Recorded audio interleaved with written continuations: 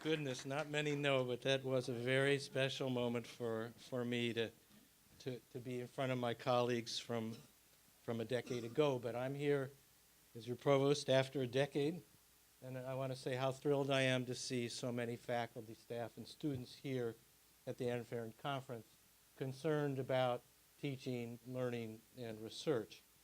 Our lunch plenary continues with this discussion of examining higher education in the 21st century. This morning, we looked at the faculty and student perspectives of teaching and learning, recognizing the many changes we are experiencing with the students of today. And our conversation now turns to the future of work. As technology, the economy, business models change, so does the way we work. And it will continue to evolve in ways that are very different from our current paradigm. These cycles and transitions have occurred throughout time and will continue to evolve. As we as educators face the task of preparing the future workforce, our students, with the requisite skills and knowledge and capacity to think critically and problem solve in this changing milieu. Actually, the broader discussion of policymakers and industry leaders and others at times have questioned higher education's role and effectiveness in that preparation. The popular press, the major media magazines, academic articles, and best-selling books have highlighted the changing nature of work and the extent that it has a disruptive force on the labor force now and in the future. In a moment, President Sylvia Burwell will sit down with Bruce Reed, co-chair of the Aspen Institute's Future of Work, and explain some of these issues with you. While Sylvia will introduce Bruce, I would like to open the conversation by giving an official welcome to President Burwell for participating in her first Ann Ferren Conference. So Sylvia, congratulations and welcome on board. And Sylvia is no stranger to most of you. So rather than review her impressive list of professional experiences and accomplishments, let me highlight the president I have come to know. President Burwell is a visionary leader with varied and extensive experience in the public and private sector. As a presidential level governmental official at OMB and HHS, and as a foundation executive at Gates and at Walmart, she has tackled some of the nation's and world's most complex challenges and topics, particularly in the area of public health and policy. Now in higher education, it's clear she will address head-on some of the higher education's most pressing issues. Her strategic leadership, experience, and drive are evident. At AU, she has now met with thousands of students, hundreds of faculty, countless alumni, and numerous educational leaders from around the world. One of the questions that has concerned her since she arrived is the future of work and the role we play in preparing our students for this world of labor they will experience. We look forward to the conversation that will unfold. So Sylvia, welcome and thank you for leading this important discussion. The floor is yours.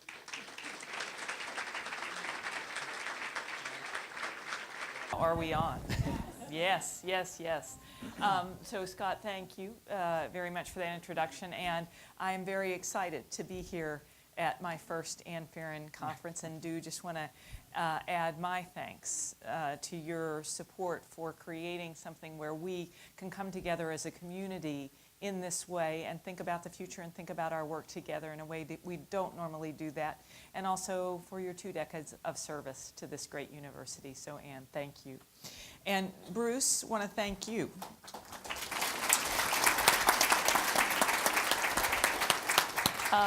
I'm honored to have a friend and a colleague, a former colleague here today in Bruce Reed, who we've had the chance to know each other and work together for, we won't talk about how many years at this point. But I think many of you know, as Scott mentioned, that Bruce is the co-chair of Work at Aspen going on the future of work. And as well as that, Bruce runs a company that he is both the co-founder and the CEO of called Civic. And it is a company that actually focuses on policy and policy ideas and goes across the country. Bruce and I know each other through our time together in two different administrations, both the Clinton and Obama administrations. And Bruce has also been a person who has always been on sort of the front edge of policy issues. That has kind of been what he is known for, and I think we're going to talk about one of those today. But Bruce, thank you very much for taking time to join us and our team. And the topic we're going to talk about a little bit today is the future of work. And I always, and especially with our faculty, we have many faculty here, we have student staff, but I think it's always important for us as we think about it, asking this question is not simply about asking and saying that is all we do is that we are preparing people technically for a job. We have a much broader role that we play in terms of knowledge creation, scholarship, research, and the importance of other aspects such as critical thinking, as well as the work that we do to create active, engaged citizens. So I want to preview for our team the importance of this is a broader topic, and we know that, and we will be focusing, I think, on all those pieces. But Bruce, I actually wanted to start on the bright side. Good. Why are you, and why should we be optimistic about the future of work? Well, thank you, Sylvia. Thanks for having me. We always knew you'd be president someday.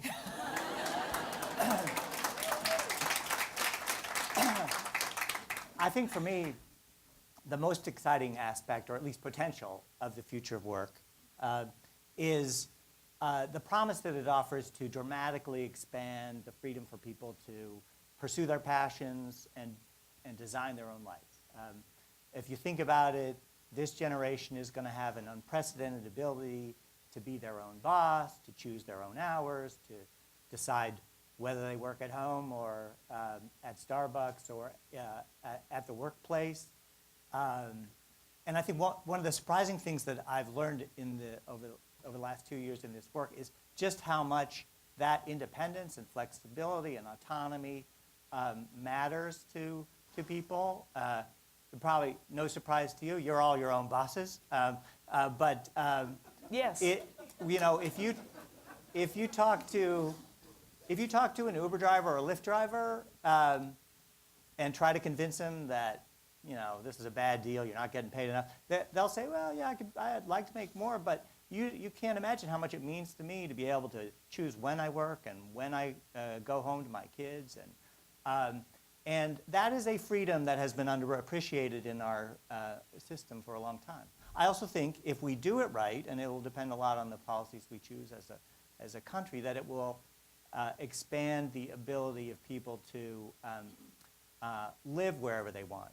Sylvia and I both grew up in red states, rural areas. I'm from Idaho, the Lake Wobegon of American politics, where all the women are strong, the men are good-looking, and the politicians are below average.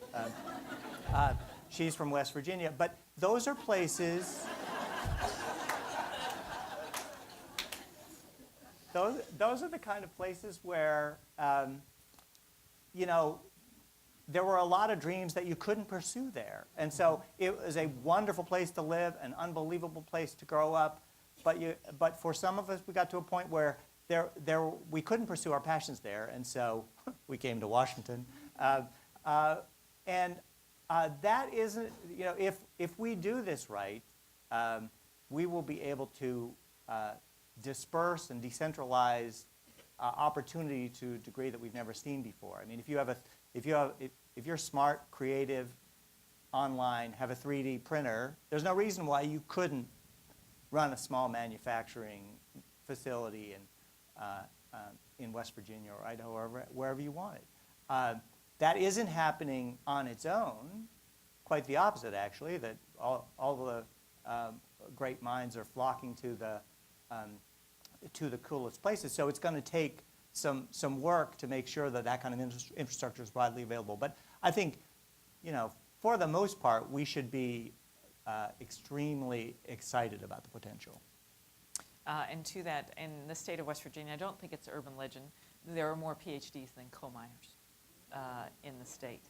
And this point that you just raised about the flexibility, I had the opportunity to see front and center through the Affordable Care Act, because the number of people that I met across the country who were freed to make the transitions that they wanted to start their businesses because they could get health care. And so for many people, one of the binding things about work was they continued to have employment in a place that may not have been where their passion was, because it was about health care for them and their family. And so we already started to see the tip of that iceberg as we made a transition where as an individual who is self-employed, you can get health care in the marketplace. And so an important part of that tip. I want to remind everybody, on your table there are instructions about the questions, about your ability to ask questions, because Bruce and I will go for a little while together, but then for those who want to, there are instructions and cards. So we will take your questions. So folks will come around and gather those in a little bit, so that if you all want to start thinking about and writing down your questions, welcome that, so we can have a broader conversation in this session. Bruce, as you think about this change and the changes that we're going to see, what aspect of both the workforce and jobs do you think are least likely to change, and as the nature of work changes, and what do you think that means for us as universities? I think there are a couple things that are going to matter even more, not less than now. And no matter what happens to the future of work, a couple things won't change. First, it still matters what you have up here, and it matters every bit as much what you have here. So your ability to think, not necessarily how much knowledge you have packed in there, but your ability to adapt, react, make sense of the world around you is going to matter that much more in a flexible world where you have a lot more choices that you have to make for yourself. And that's also going to be true of your wherewithal, the determination you have to, now that you have a chance to pursue your dream, and you're not giving up on yourself, you're not settling, you're going to need that grit and ability to deal with setbacks. So I think those are all things that all of us got our first chance to test on the university campus. That when students come here to college, it's the first chance to really expand their horizons, their mind, to get that curiosity that hopefully stays with them forever. And that's going to be more important than ever, because look at the kind of changes that we've gone through in the past decade. There are, you have to be curious just to keep pace. And I think it's also important, as you're doing here, to make sure that you provide students a safe place, but not an unchallenging one, because it's the nature of the kind of freedom that students are going to face when they leave here is going to require a certain toughness, a certain readiness. I've seen it with, I have two children who are just fresh out of college, and the transition from college to work is hard, not because of the nature of work, but because of so many of the decisions have been baked in the cake for you until you get out of here. And in our day, that was still a bit of a transition, but not that much. You find a job, you stick with it for a few years. You didn't have. Now, if you take a job, you don't like it, like the very next day, you're spending half the day on ZipRecruiter looking for your next job. And that's a very unsettling thing for a young person. So I think curiosity and determination are going to be crucial. So as we maybe break that down into kind of two different pieces in the university, if we think about the questions of critical thinking, and critical thinking having a couple of elements to it. One, identification of actual facts, substance, knowledge, and ability to take differing things and process them to come to a conclusion. We'll just put that as one category. And then let's talk about resiliency in terms of ability to take different things that are happening to you and recover, or to take a changing situation and be able to move forward. As two things that you believe are important for us to do. How should we think about how to do that? We're a university, and you can think about, we can maybe teach some of the issues around critical thinking, maybe, and how would you think about what are some of the best ways to do that?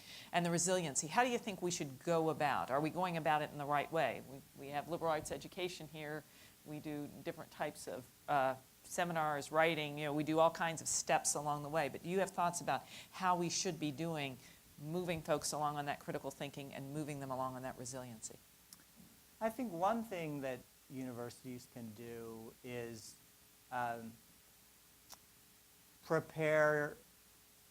give young people a dose of that world that they're going to see. So to some degree, universities already do that. You have a considerable degree of choice about the path that you're going to take.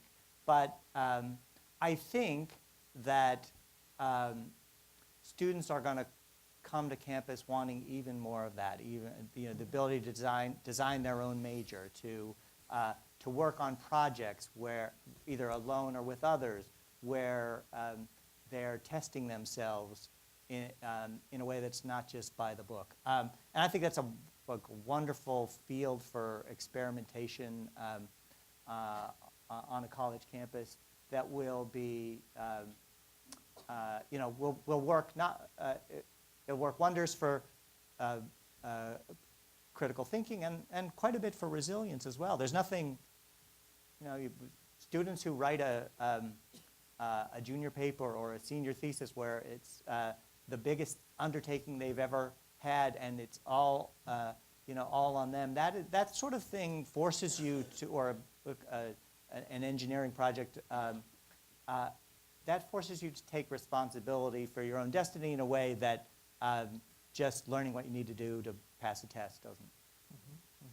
Some of the project work which we do and focus on. It's interesting that you raised this question of how students are looking across and creating their own majors, and I think that's something the conversations that I've had since I've been here, the coming out of our silos, the working across, because that's what our students expect, and whether that's across schools or actually even outside of the university, this concept of how we think about working outside of our traditional lines seems to be something where there is quite a bit of pressure. As a recent book, which you may have seen by Joseph Aoun, the president of Northeastern, in it, the book Robot Proof, that I'm sure many of you all have seen, he says, a new model of higher education must account for the fact that learning does not end with the receipt of a bachelor's diploma. And graduates need this support, this lifelong learning in universities, he says, and that universities can deliver this by going where the learners are.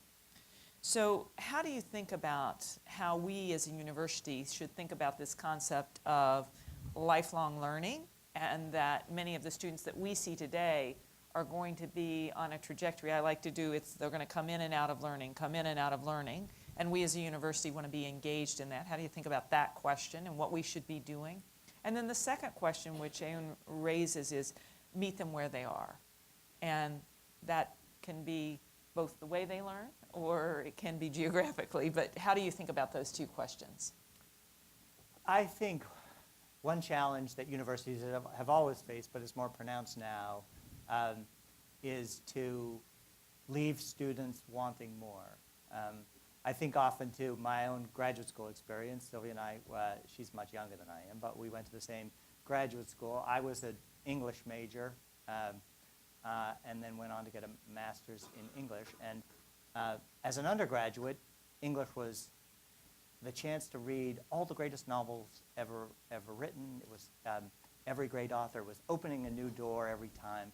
And graduate school was reading the second, third, fourth, and fifth best novels by second, third, fourth, and fifth-rate writers.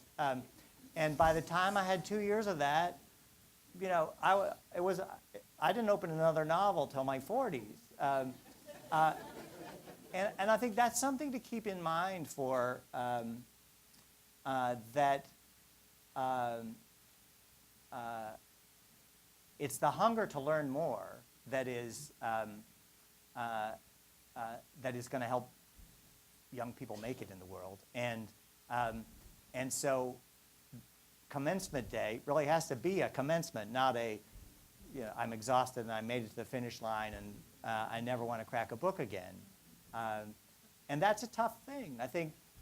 But I also think, and we see this in K through 12 as well, that the more of the burden that you put on them to find their own way and to own their learning, the more they'll get out of it, the more it'll become a habit, the more it'll become a passion.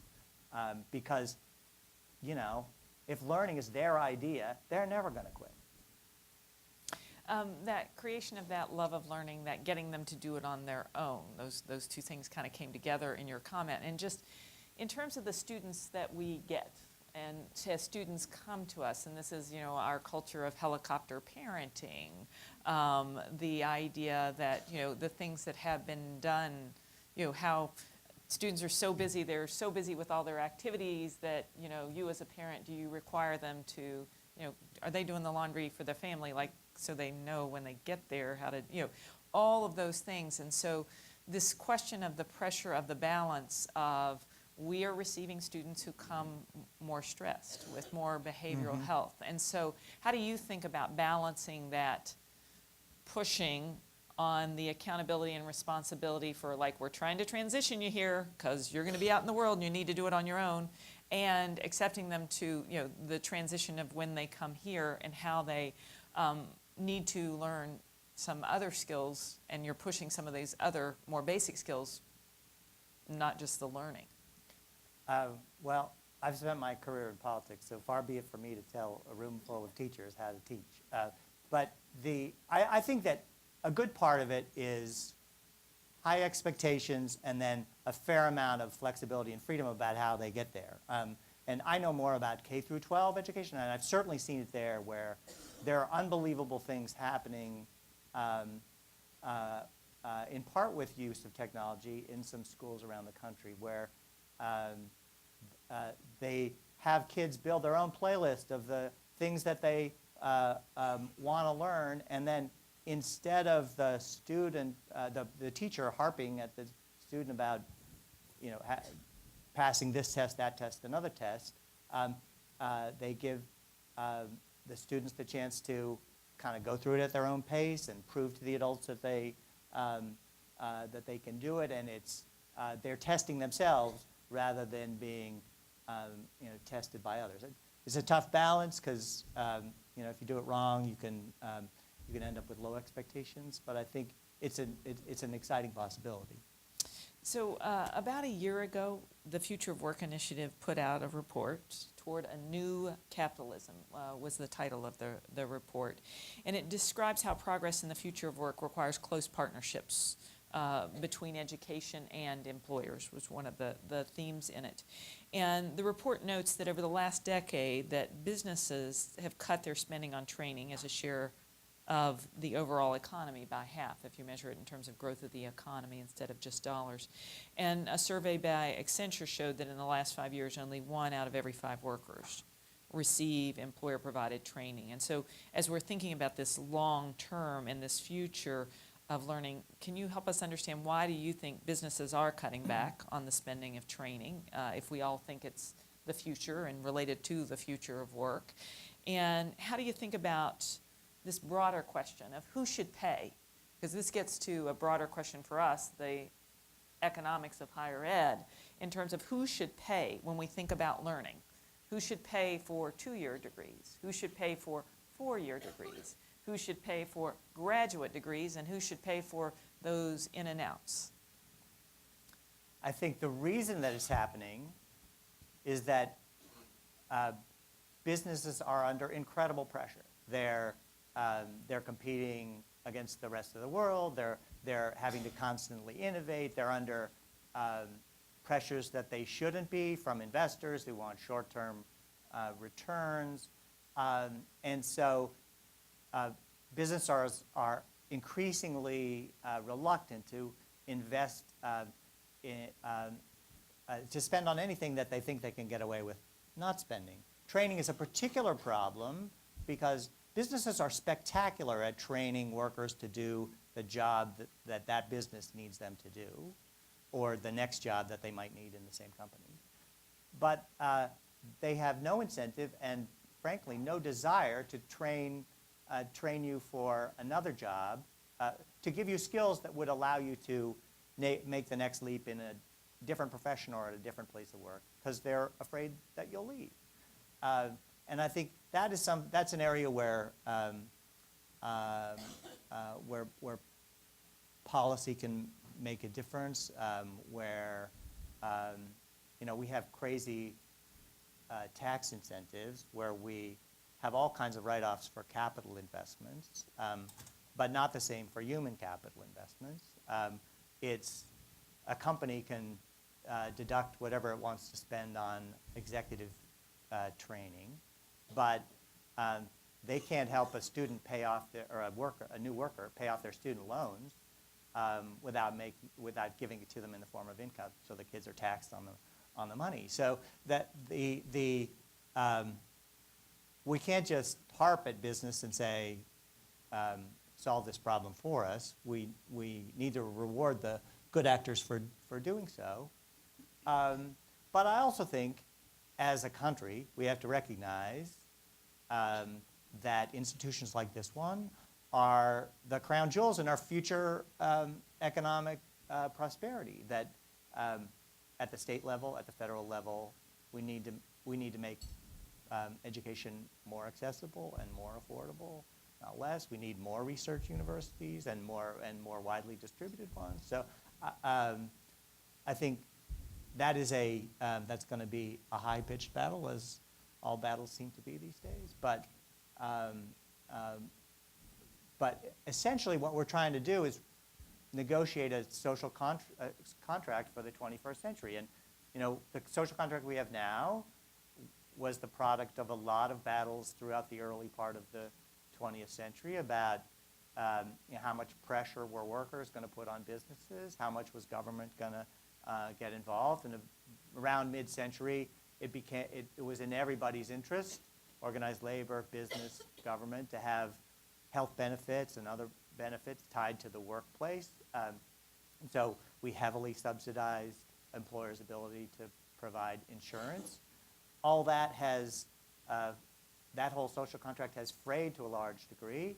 Sylvia helped restore the health side of it so that that's no longer tied to work. But we have to build that kind of social contract for training, for education, for retirement, for kind of income insurance.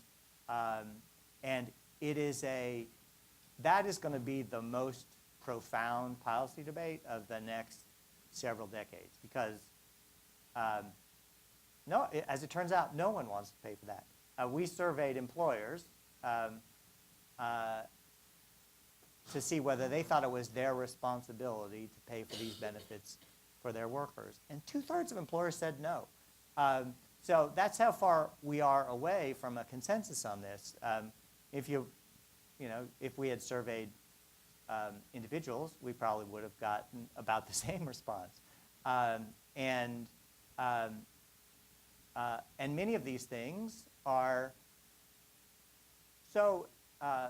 such good investments but expensive ones that you can't just leave them, drop them into one lap or another. I mean, if the Affordable Care Act had suddenly said to individuals, you can now take health care wherever you want to, and guess what? You have to pay for all of it, and we're not going to give you any subsidy, then it never would work. And the same is going to be true with the other kinds of security we need to provide.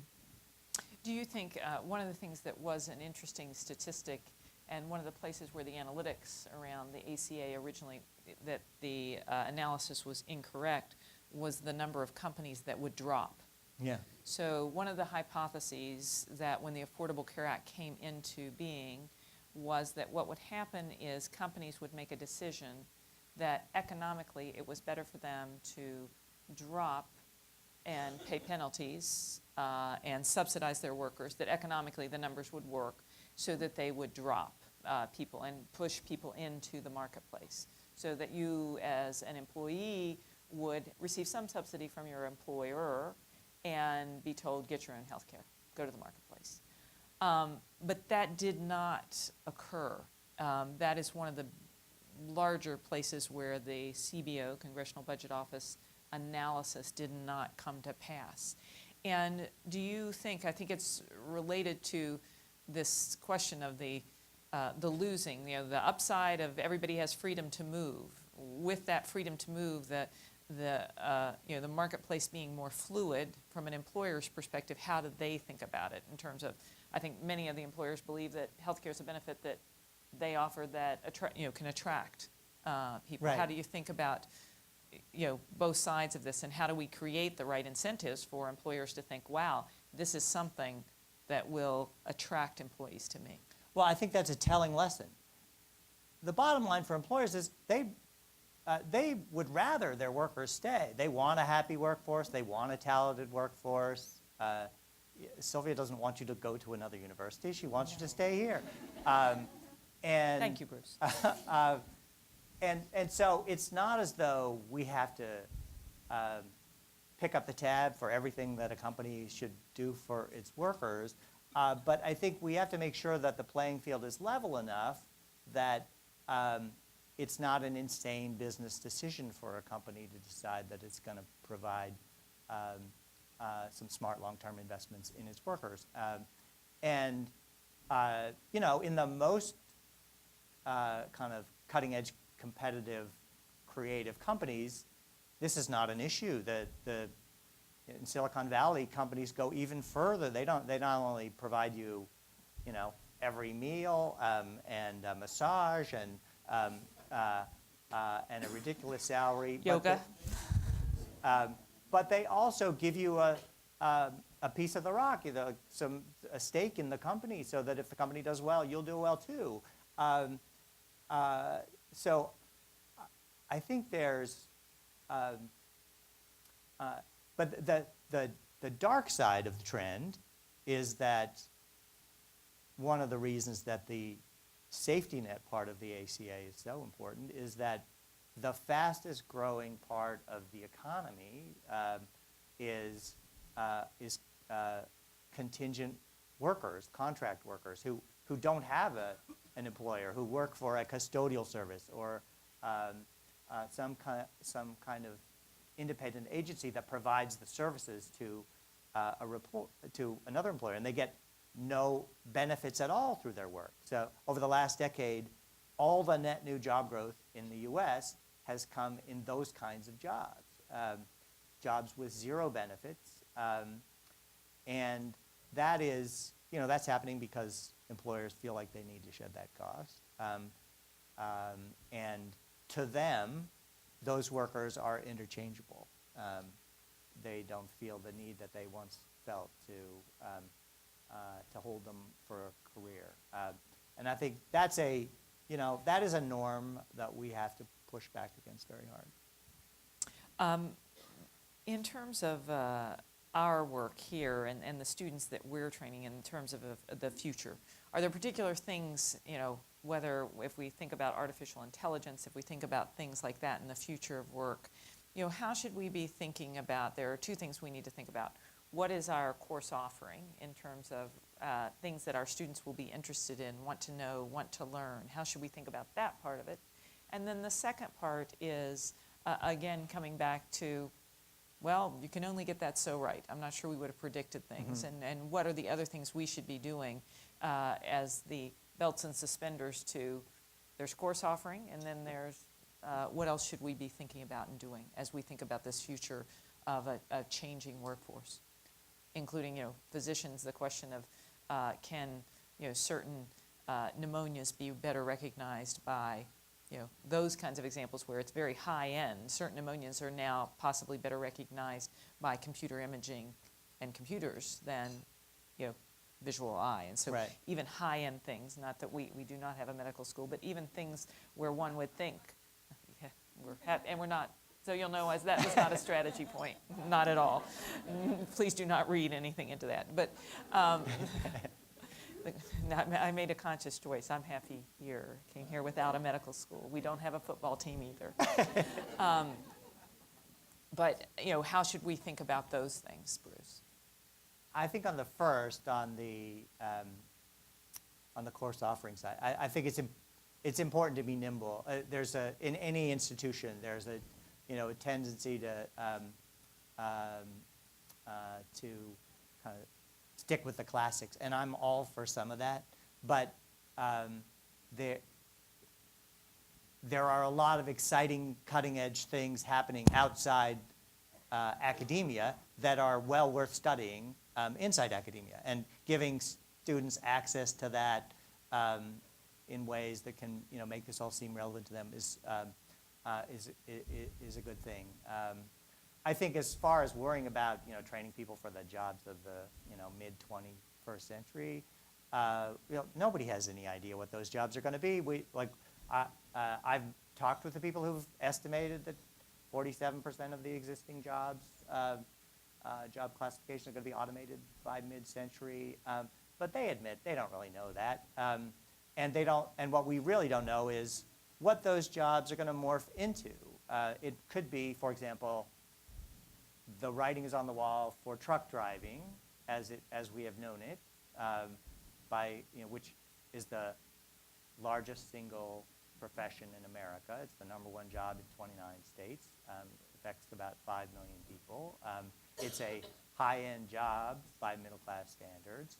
It's a dreary job, a tough job, not one that we should be too sentimental about saying goodbye to. But for 5 million people, it's going to be a dramatic shift. But it's not going to happen overnight, because we got to figure out whether these driverless cars and trucks can actually stay on the road first. But second, it may be that for a long time, there's a human sitting next to the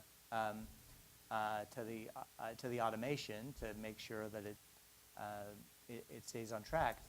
And then the part that we have no idea is how artificial intelligence and human creativity are gonna blend together.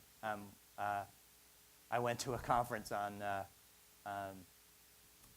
anthropomorphism that was where a researcher had actually gone out and surveyed young people about how they felt about mixing humans and machines, like not just working together, but actually, attaching them to each other. And turned out that young people were cool with that. They thought it was better if the machine was, compensating for a human deficiency as opposed to just, making us more productive and stuff. But I think it's no threat to my profession here in Washington, because we're no artificial intelligence doesn't scare us. We can do artificial better than anybody, and we have no use for intelligence. So we shouldn't be too worried on that note. Okay, on that bright point, we're going to turn to some of the questions from folks. Here's one. In the current issue of The Atlantic, GMU economist Brian Kaplan argues, citing Stiglitz and others, that the labor market doesn't pay for the useless subjects you master in college. It pays you for pre-existing traits you signal by mastering them. Do you care to comment? I'll comment first. I know I wasn't asked. But I just do think it's important, because I do believe that the liberal arts education and that the skills, the fundamental skills, are what create that resiliency and that problem-solving capability. Because it affords you the opportunity to have lots of different inputs and process them.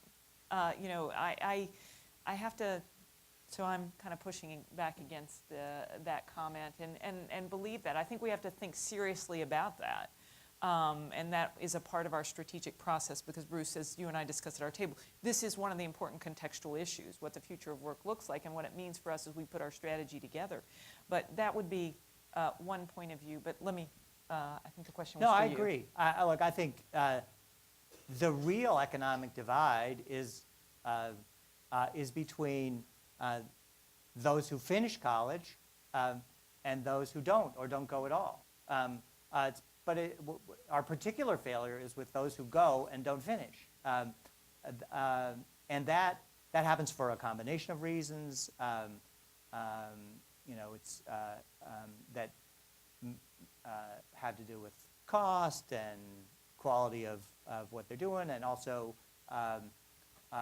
there are a lot of institutions that, unlike this one, don't put enough emphasis on getting to the finish line and having good results, producing graduates who go on to have happy, successful lives.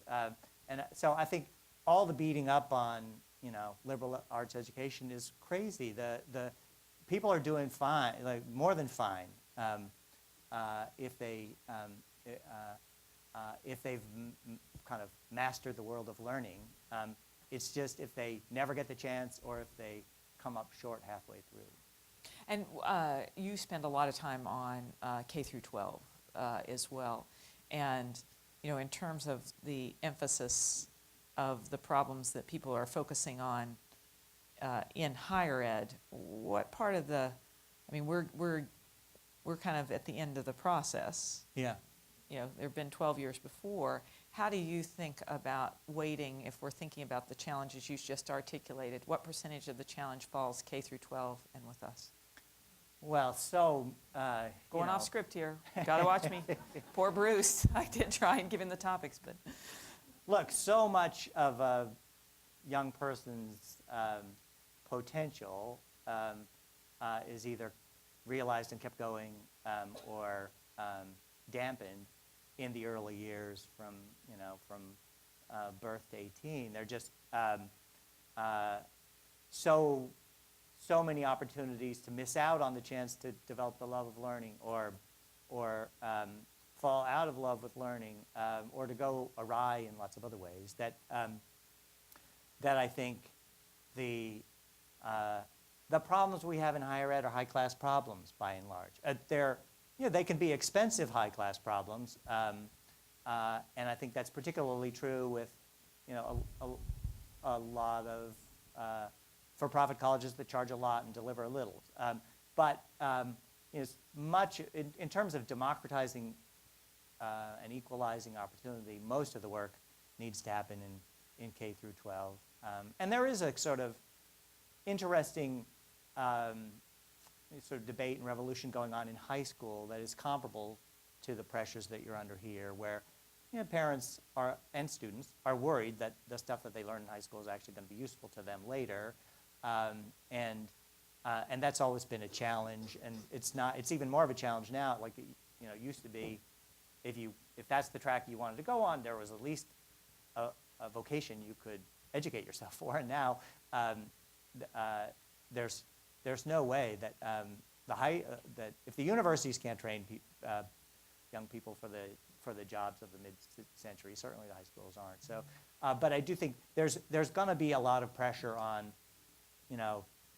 should more of higher ed creep into high school? Should the whole thing be 4 years and 4 years? Should is there a way for people to go at their own, go at a faster pace or pay more attention to the ones who aren't getting the chance? I think the high school is, of all the educational institutions, the hardest to change because it's the most, it sort of has the deepest sentimental roots in our society, and it hasn't really changed much in 150 years. But perhaps the most important to change. Yeah. What do you think of universities owning part of their graduates' future income stream. This is the Purdue, and others are doing it, but I think Purdue is one of the most well-known. I don't know if you know about it. Yeah, okay. Yeah. Well, so Mitch Daniels is the honorary co-chair of the project that I work on, Future of Work, and an unbelievably creative and innovative university president. Well, as an experiment, I'm fine with it. I mean, it's an interesting hypothesis. As a sort of general social solution, it creeps me out. You know, I think that we should be giving people access to the opportunity they need to make the most of their lives, and we shouldn't be skimming off a return, because if we do it right, look, we're going to get a return anyway. That's the whole reason why we want to be a well-educated society, is that is good for everybody. So I'd rather find ways to hold down the cost of college or increase the payoff of college, not feel like it was some form of indentured servitude. Yeah, I think it, at its core, comes down to, first, there is the question of the value proposition, and that gets to what it costs and what we do and what we deliver. And certainly in my first 6 months here, you know, that has been a challenging question, and I'm not talking about AU and my conversations with the provost and our CFO. I'm just talking about in general in higher ed, answering the question about our structuring, answering the question about why is inflation higher in higher ed than it is core inflation. It's this fundamental question of the value proposition. In other words, what is it that we offer and how do we articulate what we offer and what we're giving to our students, and the question of what that actually costs and why. And so I think that's a place for work. And then I would say, then it comes to, I kind of asked the question, I think the second part of the question, when one is evaluating this kind of idea, really comes to the second part of the question, which is who pays? Mm-hmm. So that's why, you know, I did it in its incremental. Who pays? And we tend to put higher education as we just call it higher education.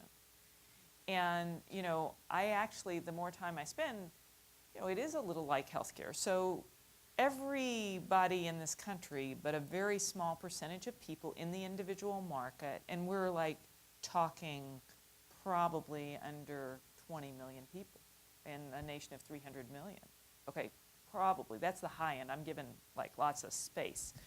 Everyone else is subsidized for your health care in this country.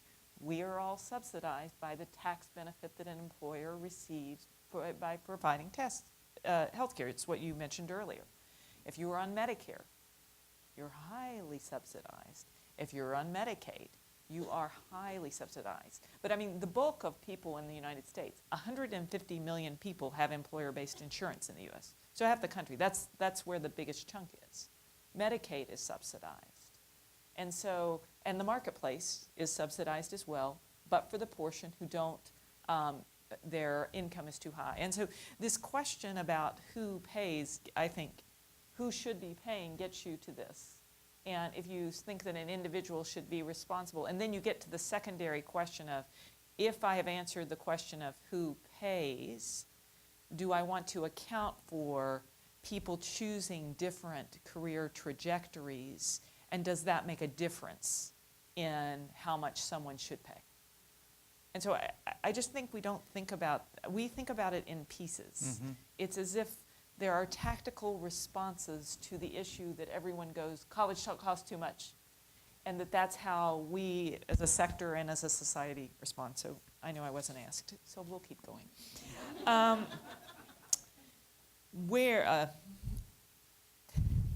Be careful. Where do you draw the lines between students being safe and students being challenged? It's a good question.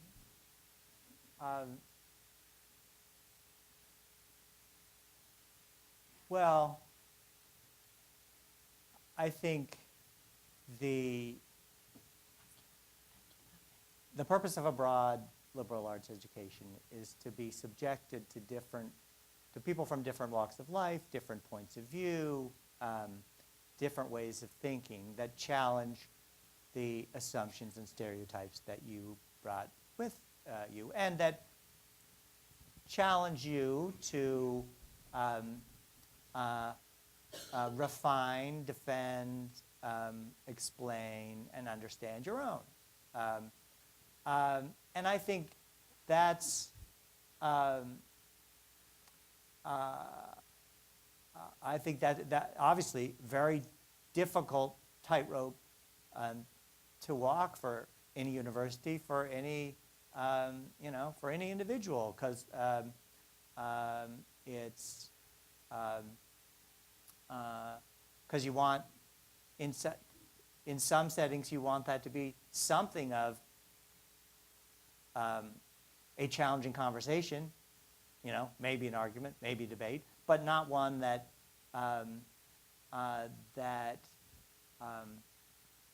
is hurtful or puts people on the defensive, or and I think a lot of that is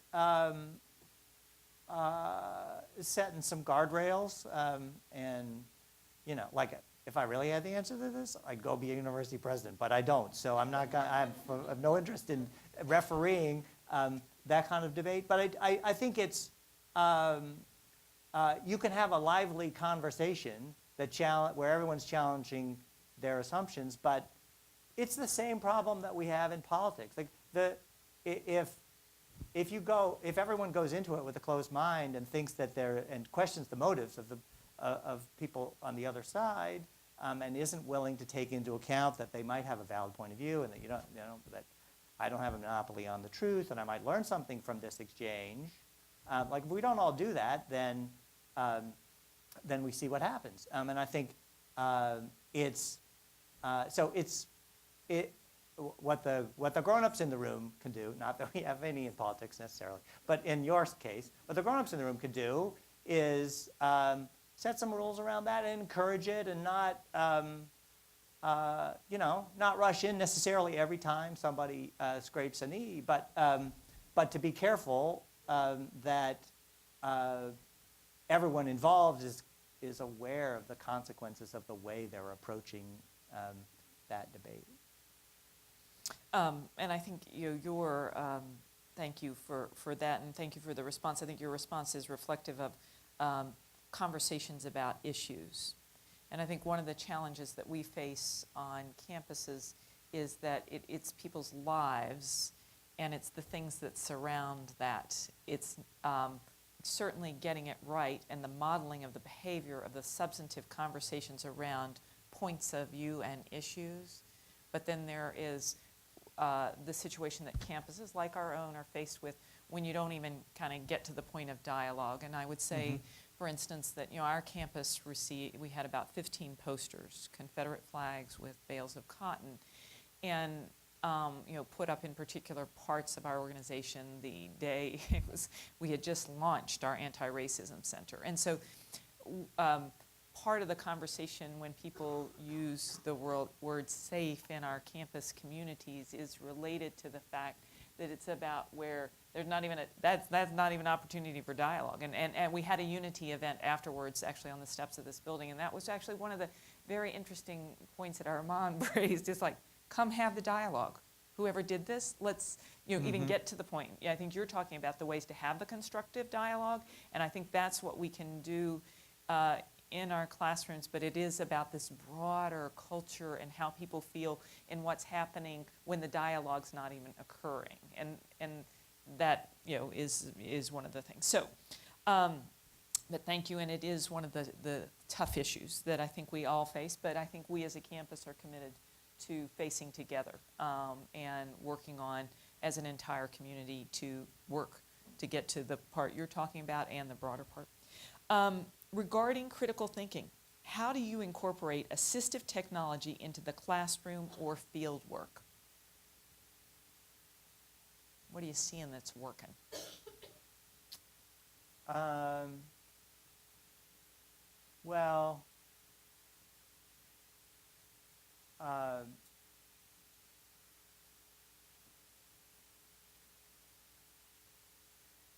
I think that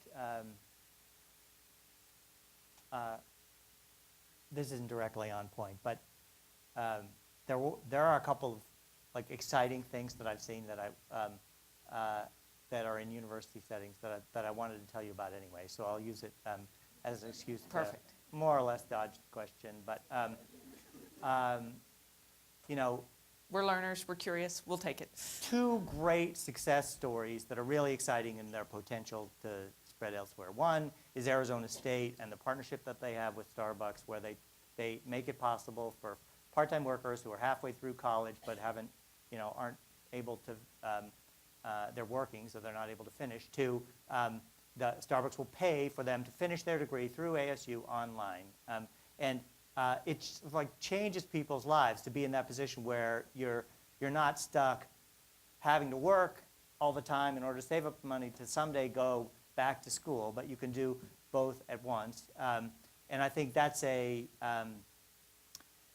every state university and every major employer had some incentive to do that, it'd be phenomenal. It would help to solve that earlier problem I alluded to of the people who, for economic reasons or other reasons, don't make it to the finish line. The other one, which I saw not too long ago in Louisville, but is actually happening in 14 different states, is a program that Toyota started, but that has now expanded to about 75 employers around the country, and it is it's like a whole new model of community college. They go to the high schools, and they recruit the most. They get all it usually happens with manufacturers. So they get together the 25 leading manufacturers in Louisville. They go around. They find the most talented students who don't want to go on directly to college, and they recruit them for this program, which is a combination of an apprenticeship and a college degree, and they pay them to work for them 3 days a week, and they pay them to go to school 2 days a week. So over the course of like 2.5 years, they make a good wage. They learn sophisticated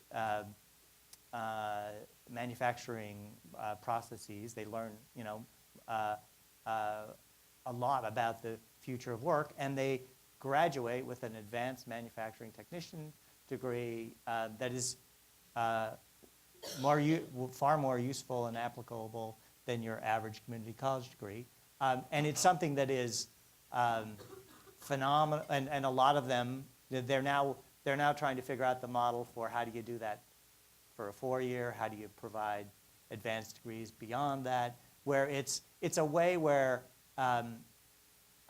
it's integrating the kind of exciting things that are happening in the private sector in a useful way that enriches education. They still have to study all the other things, but it speaks to the significant group of young people who are at age 18 aren't ready for they want something more immediate, more relevant to their lives than or they can't afford for any reason to go straight on to a 4-year. And I'm sorry we're not going to get through all of the questions. Thank you all. Bruce, I want to thank you for taking time and spending it with us today, and thank you for all the work that you are doing on this issue, and especially for coming today and sharing your thoughts about this to help us think about our future as we support the changing world, and both with our scholarship as well as with our students that we'll be producing that will hopefully be active participants in this different economy. So Great. Thank you. Thanks for having me. Thank you.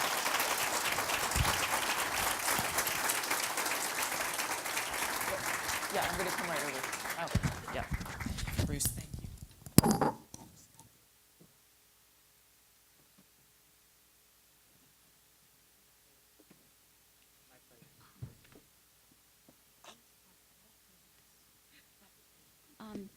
Can we give them another round of applause? That was great. We've shared with Bruce a set of books that have all been authored by faculty here at the university, and I want to thank my colleagues who we invited to do this for autographing these books. So we hope that you remember your visit. Thank you. Thank you. I have a lot to learn. Thanks. you. Great to meet you. Thank you. Oh, you're going to transition? No, I do, I appreciate that we're going to now sort of move to our internal business session. I want to thank especially our guests who have come from outside of the university. I'm not going to let anybody leave, okay? This is the deal. But I know that some people need to stand and stretch, but I am very excited now to invite Sylvia to share with us a little bit about not only we've done the future of work, now we get to focus on the future of American University. So I want to thank everyone for continuing their participation today. You don't need this. Thank you, thank you. So I want to do two things, and we'll transition to Mary as part of this conversation. First, a real thanks to Bruce for that conversation. I want to do two things. One, I want to talk a little bit about the listening that I have done and what I have heard. I think you all know I'll speak a little bit more. And then the second thing I want to do is talk a little bit about the strategic process, because the third thing that's going to happen, and Mary's going to introduce that, is we're going to be working on an important part of the strategic process today.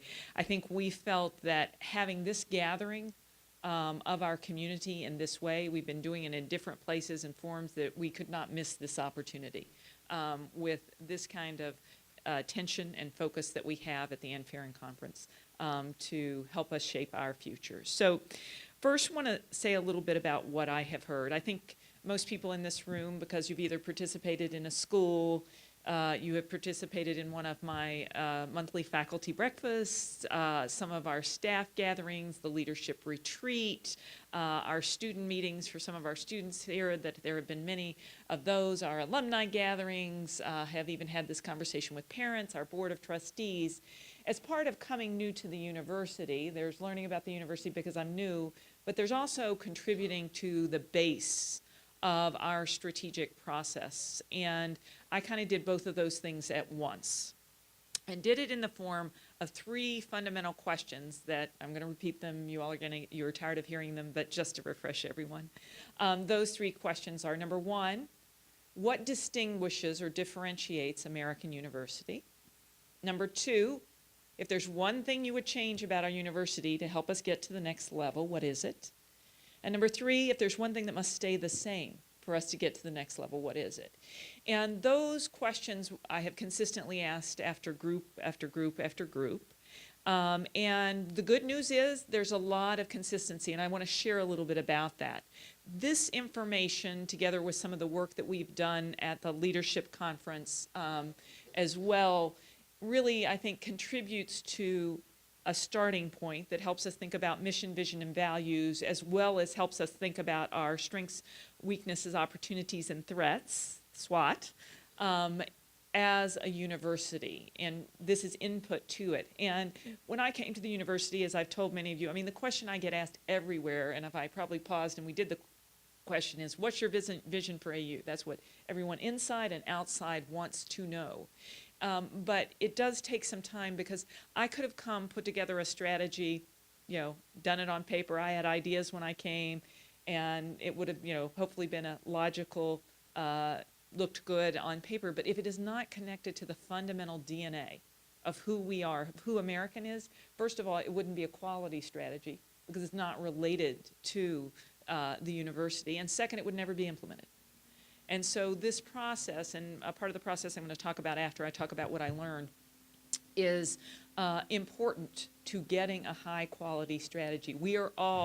I take my responsibility seriously about leading and putting together a strategy, but it is all of our responsibility. And it's I see it that way, not just that shared governance is something about checking boxes and processes. It's not. It is about getting to the substantive right answer that is best for our organization, for our university. And that is what we're in, and that's the process that we're in. I'm going to share a little bit of what I learned. Let me give you a few caveats about that, so you'll know. So in trying to organize it so that there would at least just be 4 categories, I'm going to tell you, I put some stuff in categories that I know we could have a half an hour long discussion as to whether it belongs in that categories. I was just trying to get us organized. So that's one caveat about what I'm about to say. The second caveat that I want to share is that sometimes you all, meaning our community, would put something in the strength column and the person beside them would put it in the weakness column. And, that makes sense, and I'm sure you know and understand why that would happen. But I will try and flag and reflect that so you get a sense of where there were places where some people thought of it as a strength and some people didn't think of it as a strength. And so I will touch on that as I go through. Let me give you the 4 categories, and then I'm going to do some summary of the learning. 1, leadership and citizenship. 2, great people, mostly. 3, diversity and inclusion. 4, innovation. And as I said, we can argue about the categories, but now I want to go to some of the underlying things. And what I've tried to do here is summarize the things that I consistently heard. There were a few outliers, but most of this is really, really quite consistent. And the first point I'm going to make happens within 5 minutes of the conversation. I've actually gone to the trouble of usually like looking at my watch, although the whole Fitbit thing, because you have to tap it, it's really rude. But within 5 minutes, I cannot get through this question in this conversation with our board, with a parent, with anyone, without the word passionate, change maker, impact. One of those 3, they use them often interchangeably.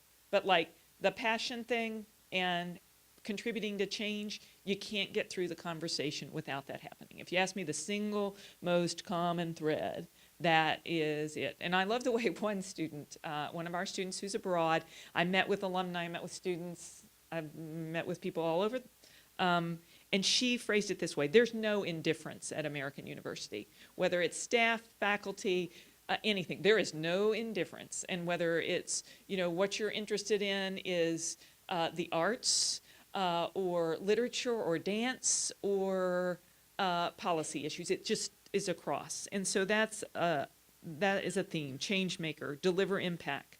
Experiential learning is a consistent theme that comes up when one has this conversation with people about a real strength and something that differentiates and defines us. Another thing that comes up is our location. Our location here in Washington, D.C. And while it seems that our friends at Arizona, Mr. Crow is trying to use the phrase the American University quite a bit. We'll be having a word of prayer about that. This idea and the concept of our university here being the American in the nation's capital. Another that comes up is successful leaders and successful people, that we actually have successful people, but it's not known.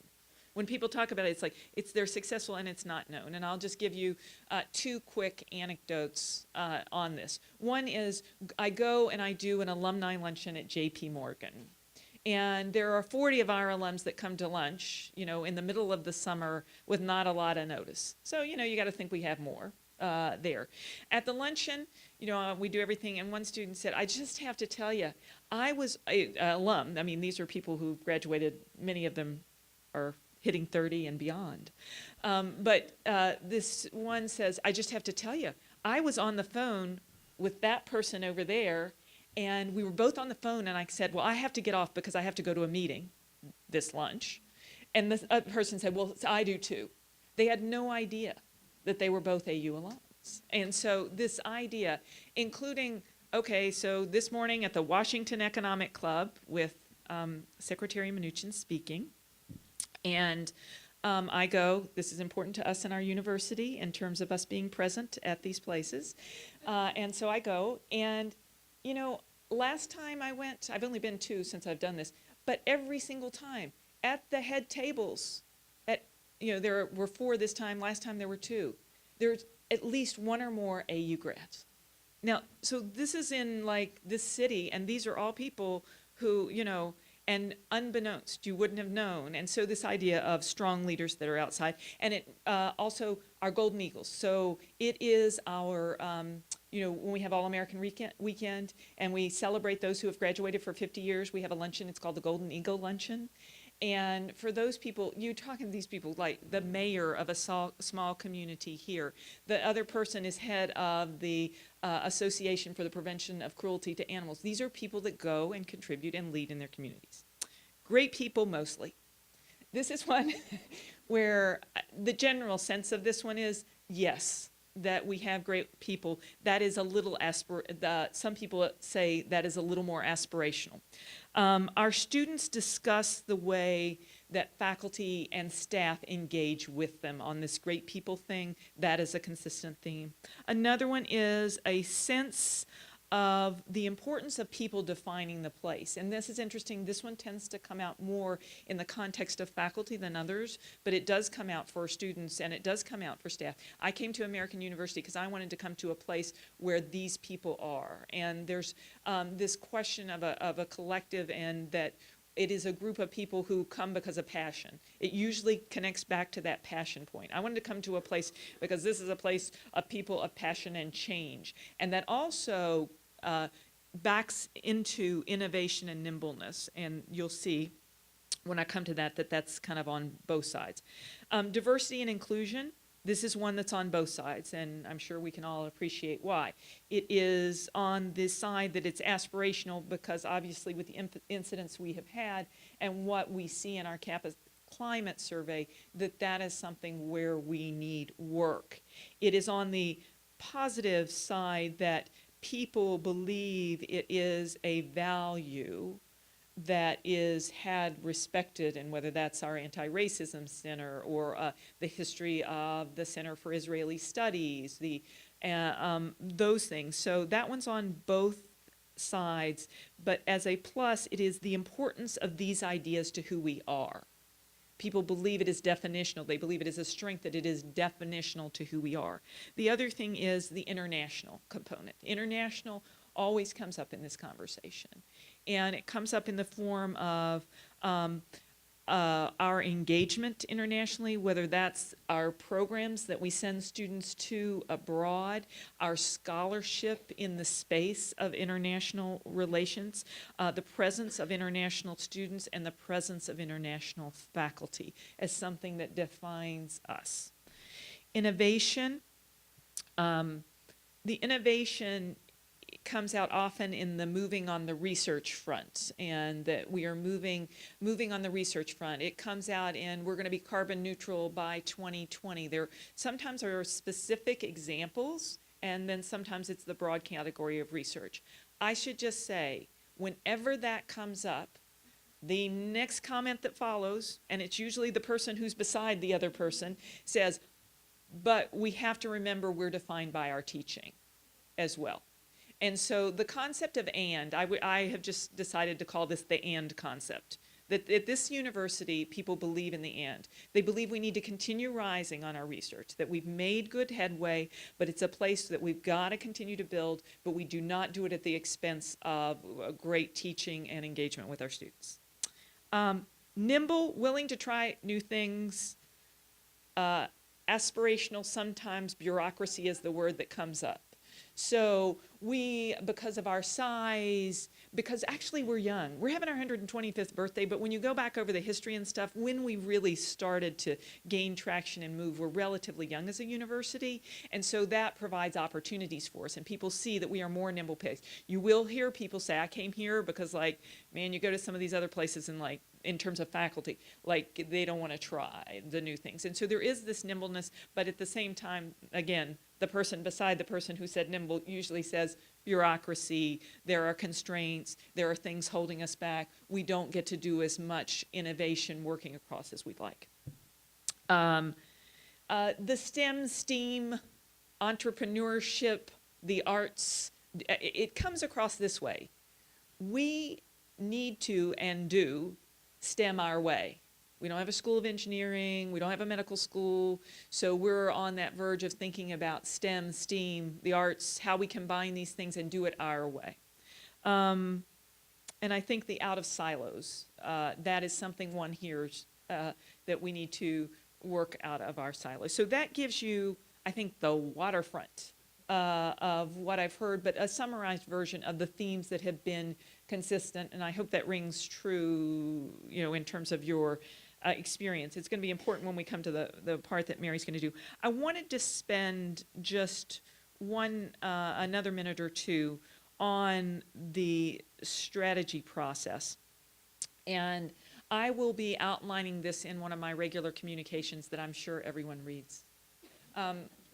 I've tried to make it short so that you can click to the things that are important. The objective of these communications are for me to do it regularly and do it in a form that it's short enough that you only click on the things that you think are important. So you'll know like what I'm trying to do, whether you're a student, a parent, an alum, a faculty member, a staff member, that we're trying to get these notes that I do, and it's on average 6 to 8 weeks I do one, so that we can kind of have forms of communication, but that you click through. So the goal every time is to have like the summary version on 1 page or so, and that if you want to go deep, so that we speak to you about what you want. You may not care about some of the topics that others might, and that's good, and so that's what we're trying to do. You'll hear more about it in my next communication about the strategy process, but I'm going to go ahead and preview with you all what you're going to hear in that note, because I think it's important to this conversation.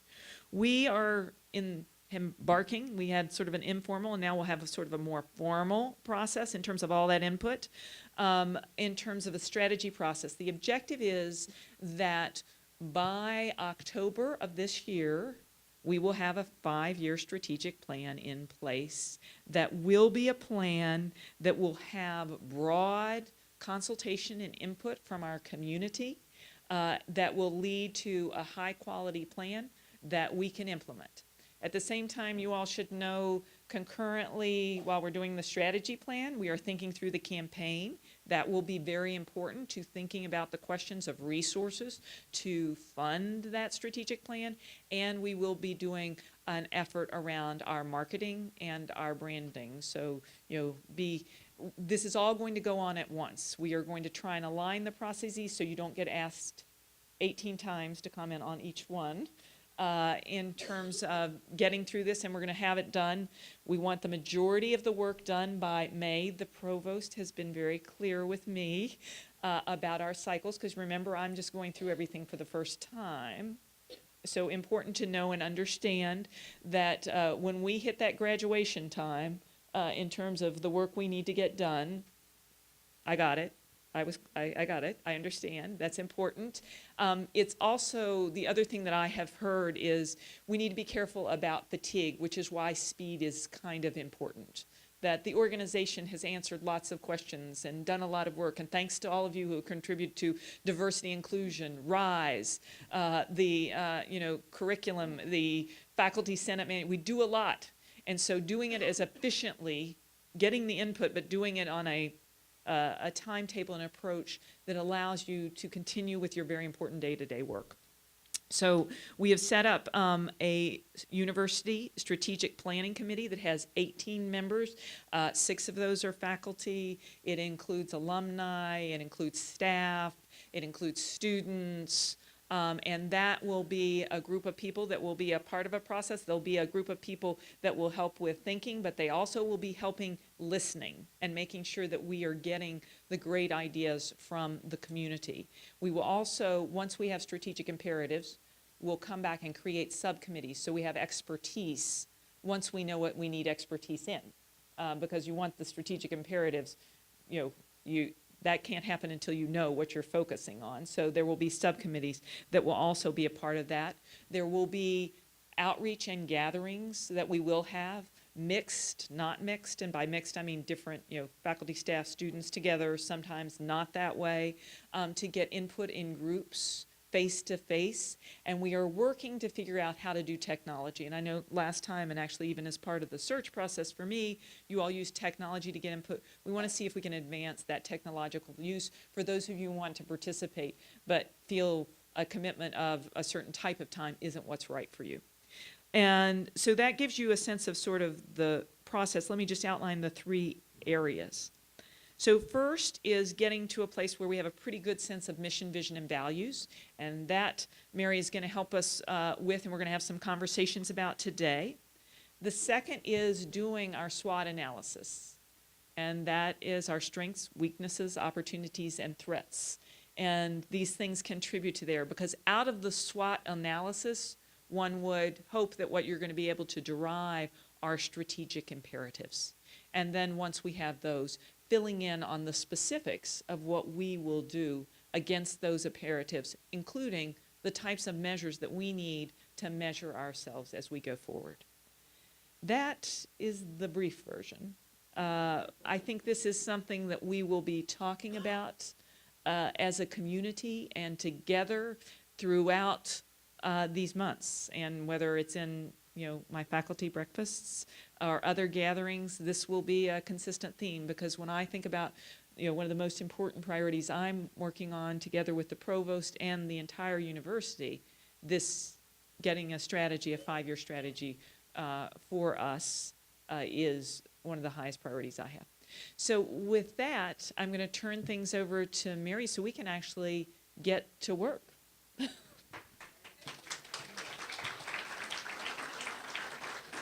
Thank you, Mary, and thanks to the entire team that brought us together for today in a way that I think has been very fruitful, hopefully for each of you individually, but also for us as a university. And I really just want to close by, I think a lot of what the theme of this was about the future. And we've talked broadly about the future of higher education, but the future of us as a university.